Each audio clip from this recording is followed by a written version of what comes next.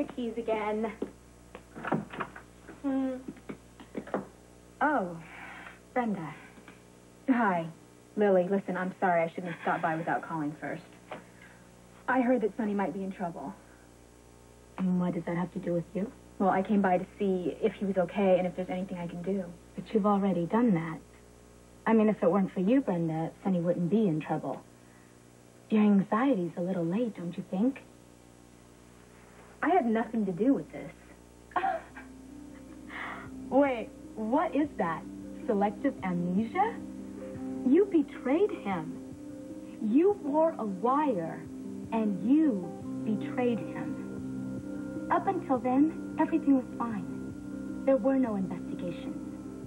Listen, if you want to get into this with me right now, you better get your facts straight. And the facts are there was an investigation long before me. Mm-hmm. But there was no trouble. If Sonny's up to his neck in it now, he's got nobody to thank, Brenda, but you. Listen, Lily, I have no desire to defend myself to you, so just run and tell Sonny that I'm here. He would not care, Brenda. He is through with you, and he should be. You were ready and willing to inform on the man you claim to love. There is no forgiveness for that. Well, luckily, I'm not looking for your forgiveness. Mm-hmm. And you won't get it from Sonny either. Dollar amount. Now, if you reach a deal, just fill them in, and then both of you initial and sign and date where it's indicated. Mm-hmm. I appreciate your taking care of this so quickly. And you sounded pretty sure of yourself this time, Edward. Well, let's just say that I have a very good feeling about it. Well, I'll leave you to it. Oh, Lee, would you mind going out the side door? I don't want this to look too premeditated. Hmm? Oh, perish the thought. Good luck. Thank you.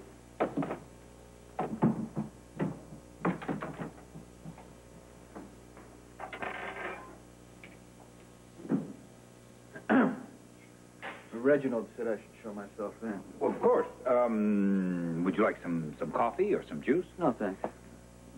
Croissant? Kipper? Kipper? Mm-hmm. No. I'm not hungry, but this is get to the point. Well, of course. Just make yourself comfortable. Go on. Sit down. Okay. I hope you'll indulge me long enough to say something that I've wanted to say for years.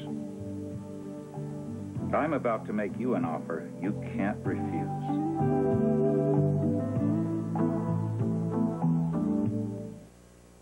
All, I'd like to express my sympathy for the loss of your young friend.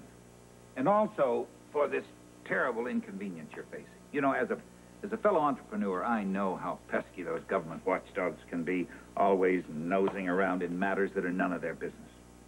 I appreciate your concern. That said, I think that neither of us has any desire to see Brenda or Lois caught in your personal misfortune. Maybe, maybe not, but I could possibly be amused by it. Well, then I won't bother to speak for you. I wouldn't presume to. But I, for one, would hate to see either of those young women lose the company that they have poured their heart and soul into. And I think I've come up with a solution. This would be the offer that I can't refuse. Mm-hmm. That's what I'm hoping. You see, I think I have a grasp on the dynamic of your partnership. Huh? And if I'm right, then I can certainly understand why you would be reluctant to sell your interest to Ned. That was never an option as far as I'm concerned. Well, then we're on the same page. We're walking on the same side of the street, so to speak. And there goes the neighborhood. Huh? See, I don't want Ned to have your shares either. That ridiculous rock and roll career has been a distraction long enough. He needs to be back in the real world, back behind his desk at ELQ, functioning in a position that I pay him, and may I say dearly, to perform. Well, this is all very interesting, but it doesn't tell me why I'm here. You'll sell your shares to me, of course. That way everybody will be happy. Except Ned. Okay. Either Sonny's not here, or you're just not going to tell him that I'm here, so which one is it? Well, Brenda, if you make a practice of showing up at people's houses unannounced, then I guess you do take your chances on reception. Right. Well, I seem to have missed the part where you moved in here. At least I'm welcome. It was a nice try, though. I watched you. playing up to Sonny while Stone was dying, using mutual pain to bridge a gap that you don't stand a chance of repairing any other way. Brenda, I didn't call you on it in deference to Sonny's feelings because I knew how important it was for him to grieve with the people who knew Stone best. But I do hope that you haven't deluded yourself into thinking that a few moments translate into absolution for what you did. There is none. Not from Sonny. You've seen the way he responds to Mike. And that was betrayal in his eyes as well.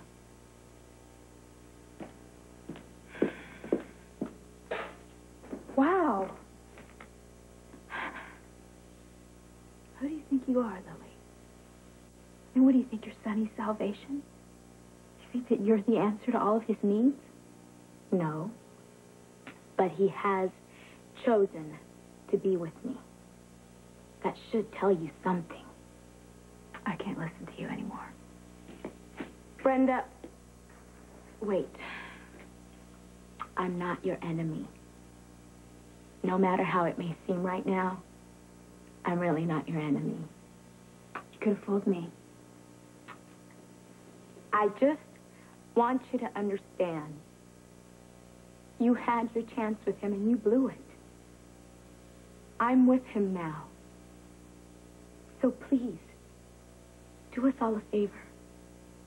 Leave him alone. Lily, you're the one who's delusional. I'm so sorry, but you are not the great love of Sonny's life. What you are is a serious case of rebound.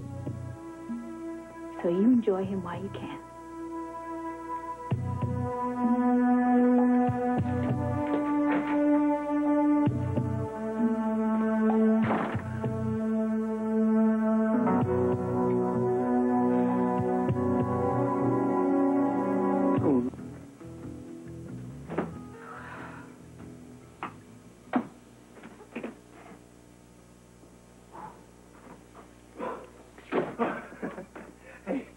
Sorry, I didn't mean to bust in like that. Hi.